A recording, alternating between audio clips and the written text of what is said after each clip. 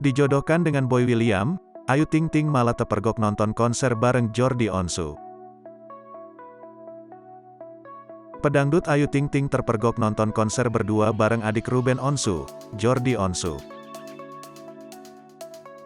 Kini, Ayu Ting Ting tengah ramai dijodohkan publik dengan sosok Boy William usai keduanya membuat konten YouTube bersama.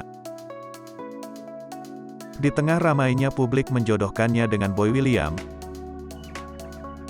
Ayu Ting Ting justru terlihat menghabiskan waktu berdua dengan Jordi Onsu.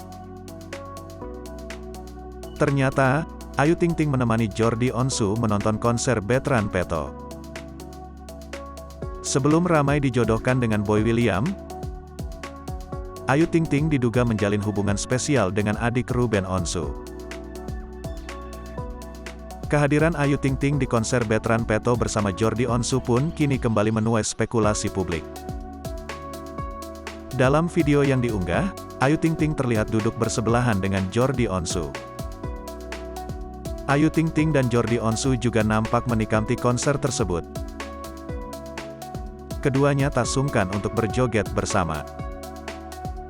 Kedekatan Ayu Ting Ting dengan Jordi Onsu itu ramai beragam komentar dari warganet. Tak sedikit warganet yang mencibir Ayu Ting Ting